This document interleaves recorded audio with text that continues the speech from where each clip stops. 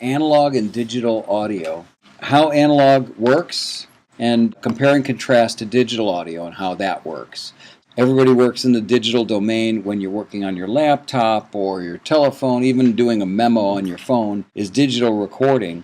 Back in the day, we had analog recording, and it's still very important to understand because everything builds from the analog. We went through in the first class a little bit of the history of analog recording with Alexander Graham Bell and all of those iterations of ideas as to how to record and capture the energy of recording, of acoustic energy, and store it and then play it back at another time. And we discussed briefly how recording is a way of capturing the sound energy or the acoustic energy of the air molecules moving and then playing those back and repeating that experience for somebody or yourself at a later time. So let's look at the basic energy flow of how recording process works. First off, you start with a sound field of some sort.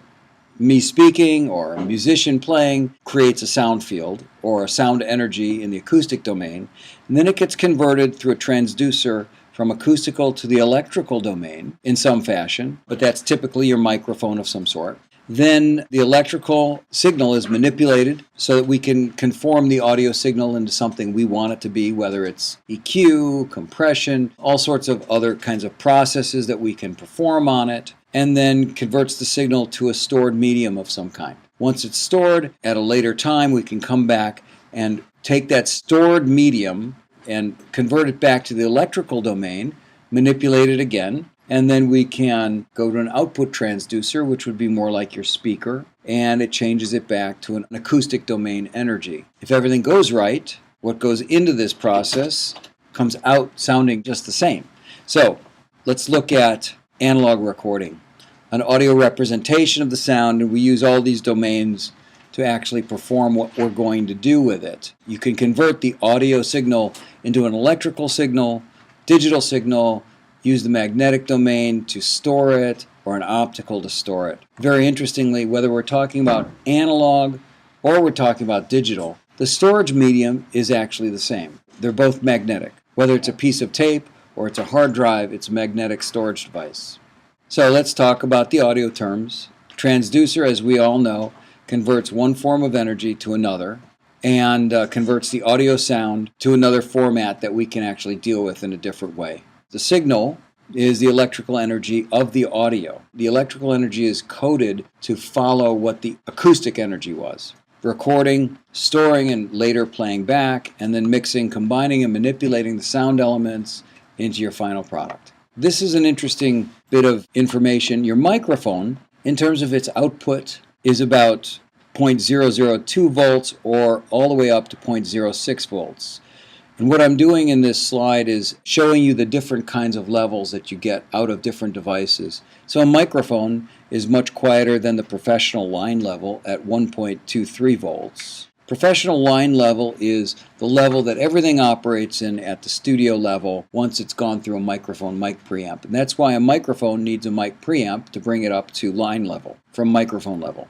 Consumer line level is considered minus 10 dB, and a lot of your consumer electronics has that kind of a level. Like out of your TV would be a consumer line level. It's quieter than the professional line level that you'd want in a studio. They actually make boxes to take it from consumer line level to pro line level if you're going to use a device in the studio. For example, a turntable.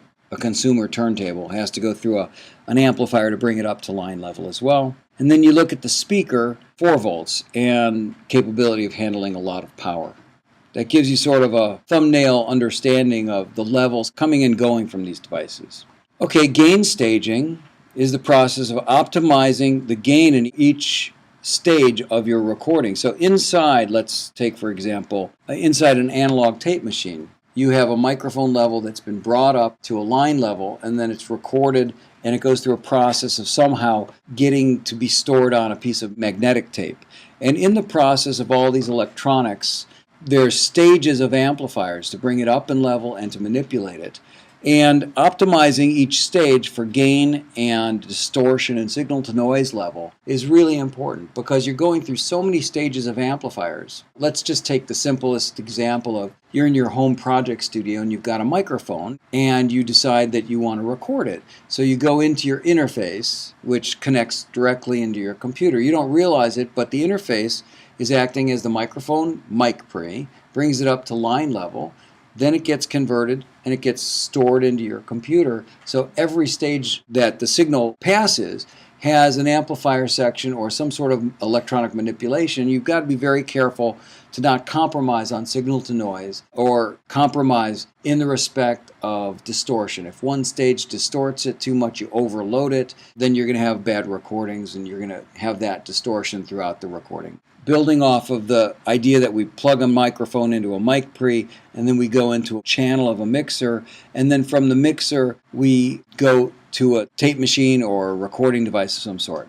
If we take the level that's coming out of the mixer and bring it down and turn up the gain level on the mic pre, we're going to have a different situation than if we turn down the mic pre and turn up the mixer. What's another good example of how you stage your gains so that they operate most effectively? Great example is for you guitar players. You have an amplifier that has a preamp level and a master gain level. You've got an input gain and an output gain.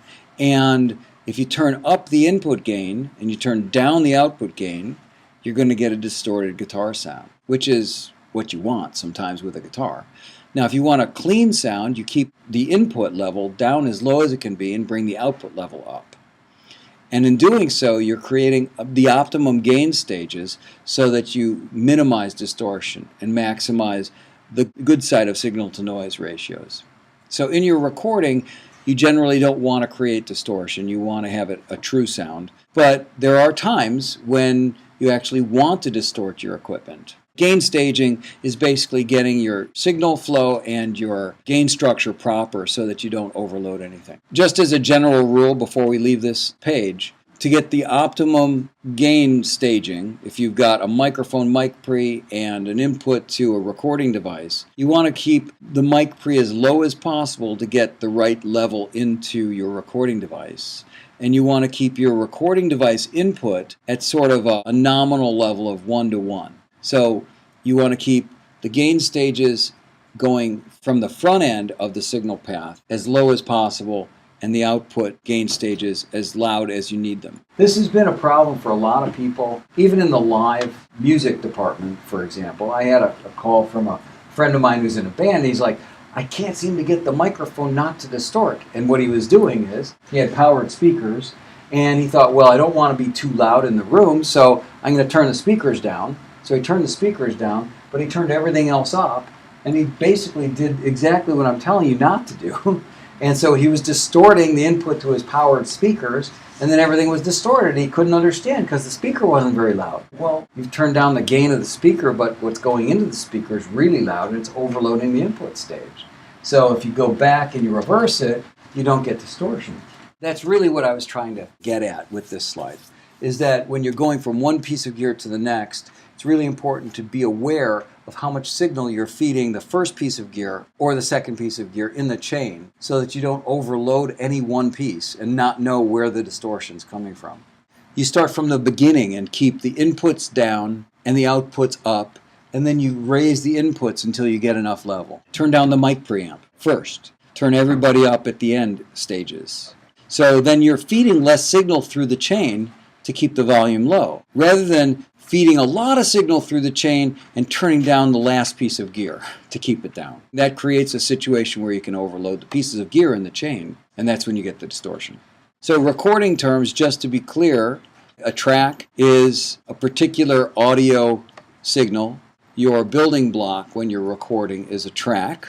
With tape, it's a physical stripe on a piece of tape. For a digital recording, it's basically a collection of binary files. But it's one individual sound that's your building block that you're going to create a bunch of building blocks and create a mix by blending these tracks together. A channel is used to describe the path of a mixer. A track is always used in reference to a recording device, and a channel is used in terms of a mixer that can blend these tracks together.